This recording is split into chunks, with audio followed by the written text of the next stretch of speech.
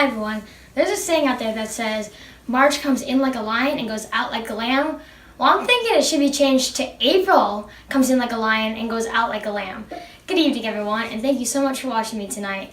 I'm mini meteorologist Liam Kenny, and tonight I'm going to talk about the potential severe threat that's happening tonight and going into tomorrow morning, and also the severe threat that happened last weekend that brought several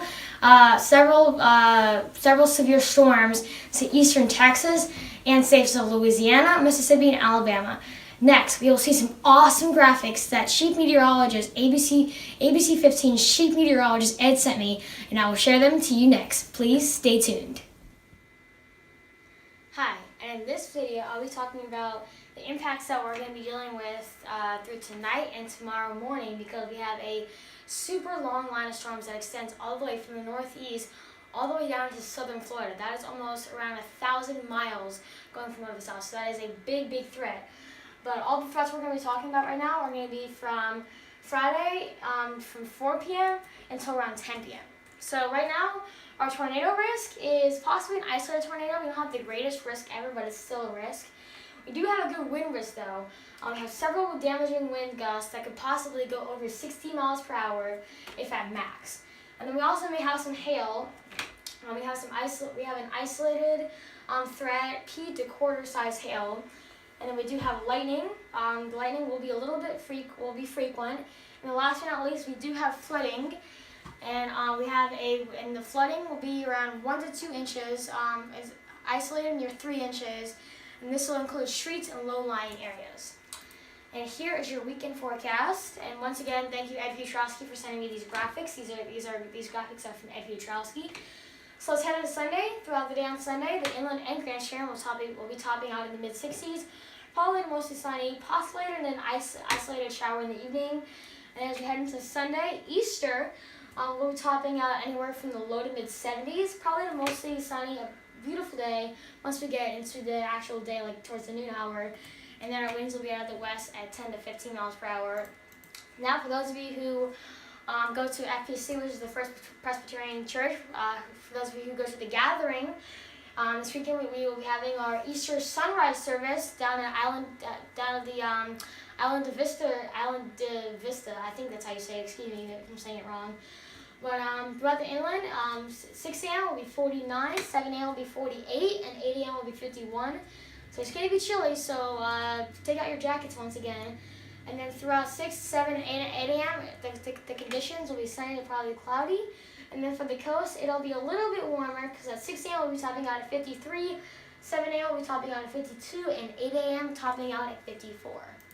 Now, as we go into our 10-day, this is the inland 10-day forecast.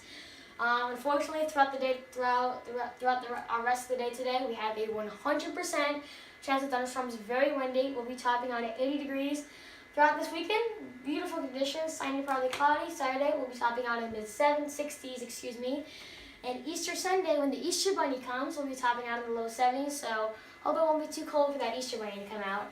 And then throughout the rest of the week, Monday, Tuesday, Wednesday, Thursday, and Friday, we'll be topping out anywhere from the low 80s into mid-50s, and also Monday, Tuesday, Wednesday, Thursday, and Friday will be absolutely beautiful. And then last but not least, to end this video, we're going to do the Grand Sharon 10-day. As I said, throughout the day today, we have a 100% chance of thunderstorms. However, we'll be topping out a little bit chillier than that. We'll be down to 77. And then this weekend, another beautiful weekend, Easter Sunday coming up. On Saturday, we'll be topping out in the mid-60s. Sunday, we'll be topping out in the low 70s. And then throughout next week, Monday, Tuesday, Wednesday, Thursday, and Friday, sunny to probably cloudy skies on all of those days. And we'll be topping out anywhere from the from the mid to high 70s and possibly low 80s. Thank you so much for watching this video. And next, I'll go to a new website called Tornado HQ, where I can show all of you the current tornado warnings we have right now. Stay tuned for that. Hi, and in this video, I'll be showing you guys the current warnings that we're looking at this major north to south major storm. So as you can see here, we have a extremely long line of storms, and actually, unfortunately, we do have a few tornado warnings, and I'll go to that right now. Let's go from north to south.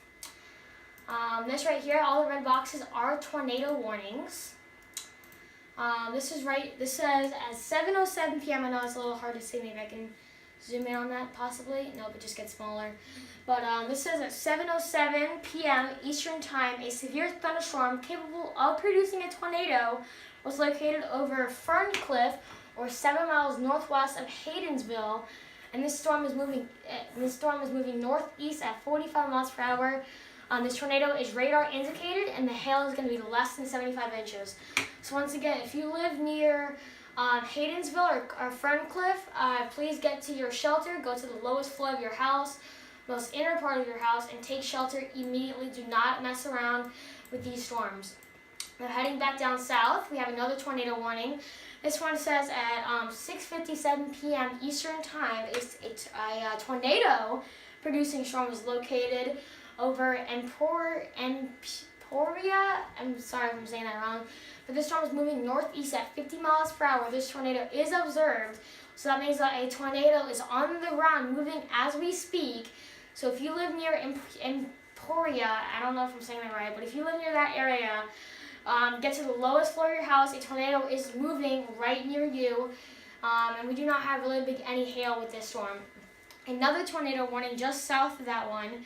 This one says at 6:47 p.m. Eastern Time, severe thunderstorms capable of producing tornadoes and extensive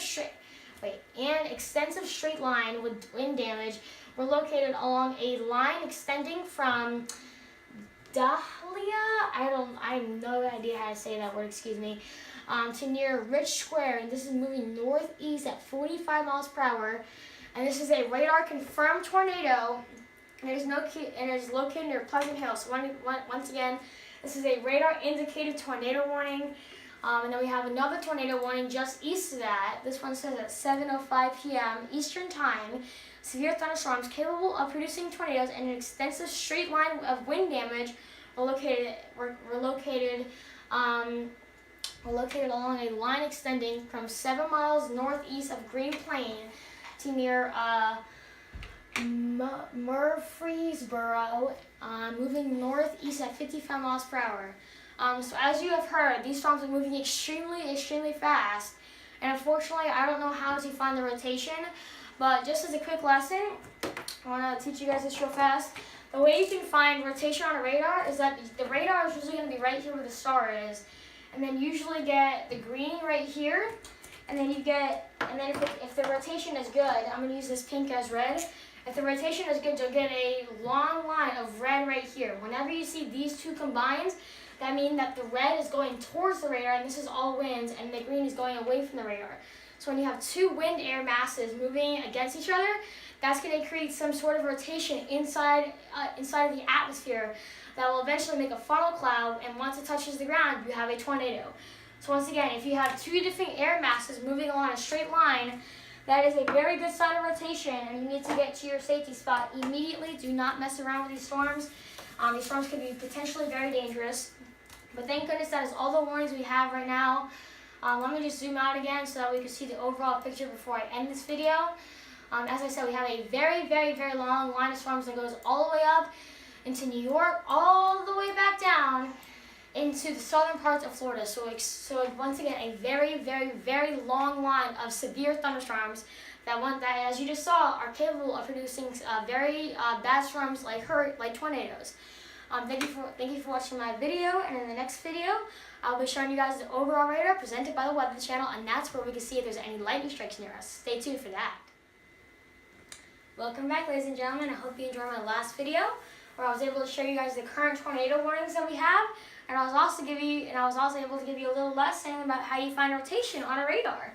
So I hope you guys enjoyed that. But this is just another radar. This is presented by the Weather Channel, so thank you very much, Weather Channel. Once again, this is just an overall radar image. We are looking at a very long line of heavy thunderstorms that is just west of Washington, D.C. This is Harrisburg, right where my mouse is right there. Washington, D.C., you're right here. So all the storms, thankfully, are off to the west of you. But once again, this is a long line of storms. And let me zoom out because I'm going to show you guys the actual radar in motion to see how fast these storms are moving and where they're going to be heading to. But let me just go through my radar and make sure it's all up to date. So let me just pause it right here. This is at 1:28 a.m. Remember how it was just, remember this right here, this is at 7:28 p.m., excuse me. We zoom out until 1:28 a.m. This system, or this long line of heavy storms, has extremely expanded. Now we're also looking at another portion of the system that is headed right near Cincinnati. So, I mean, this storm is affecting millions of people. I'm actually under a tornado watch right now until midnight Eastern time right now.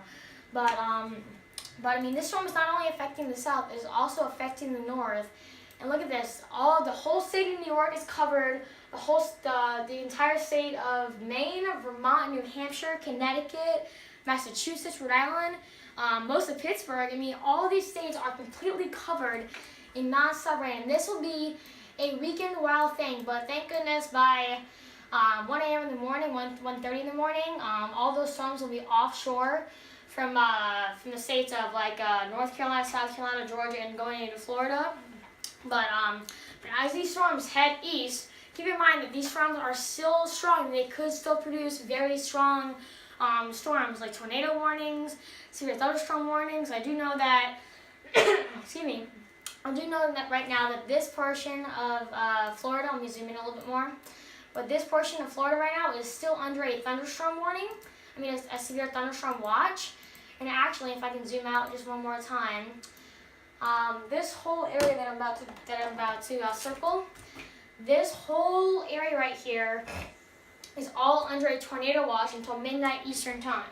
So whether or not you're getting rain, sleet, hail, a thunderstorm, whatever, it doesn't matter what type of storm you may be getting, or if you're not getting a storm, you may still have a warning.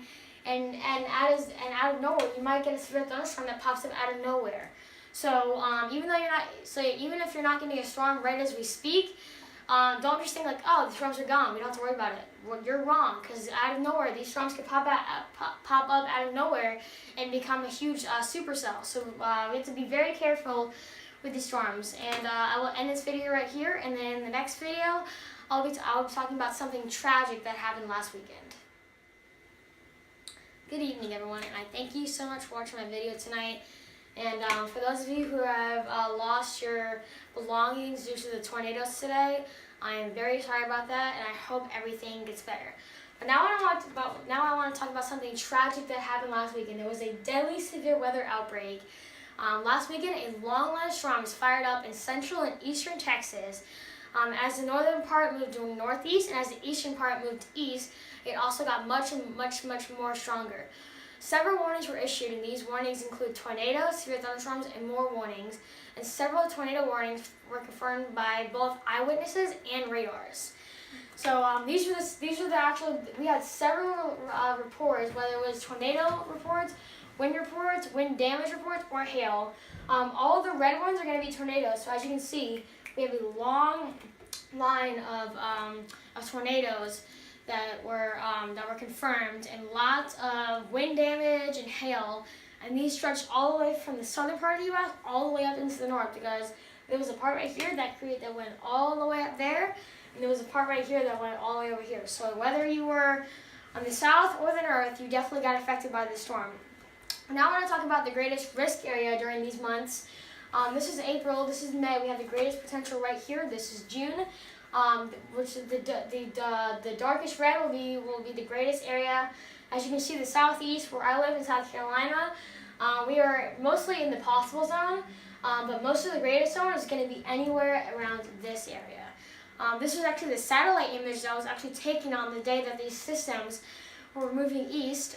All of the red dots are from SPC tornado reports, and all the purple boxes were actually the tornado warnings, but you can just see how much cloud cover was in this storm and how much they were, and you see like these hooks, those actually indicate severe winds. I mean, these winds could go up to around 70 miles per hour. Whenever you see these hooks that extend all the way down here, that is a great indication for severe wind damage. And this was the setup that we had. It was a very strong low pressure system. On the eastern side of this pressure system, we did have a warm front that is indicated by those red domes.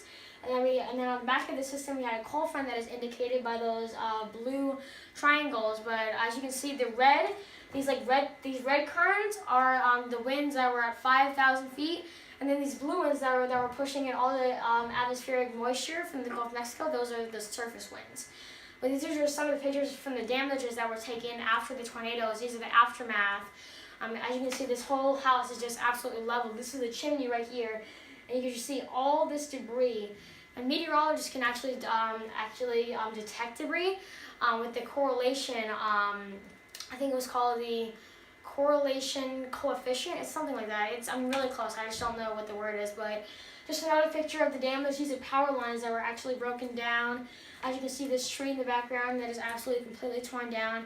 This is a tractor trailer that is completely turned on its side. As you can see, those are the wheels right here, and these are all the trees in the background. This is actually a house right there. If I can get my shadow out of the way, there's a house right there that this trailer had landed on. So a very dangerous situation for millions of people. And unfortunately, these people can just not get a break because these storms that we're getting here in the U.S., these were all west just yesterday. So we had this, we had all of these pictures last week, and now they're just getting all this awful stuff. And also, I don't know if you guys can tell, but this is actually a supercell that is actually rotating. This is actually one of the biggest supercells with that in U.S. history. And these are determined upon damage and cost. Deadly, how many people were injured or even killed, unfortunately, and how bad the aftermath was, and how long people were able to recover. So, just a little bit more information about tornadoes, and just for those who are tuning in, I want to talk briefly just about one more time how to find a tornado on a radar. Just one more time, so that way you guys can totally remember. Say this star right here is the radar once again, and then I'm gonna use this pink as red. So whenever you have this red right here and then this green, which is right here, that means you have the strongest line of rotation, because this purple right here, these are wind currents that are going towards the radar, and then this green area, this is going away.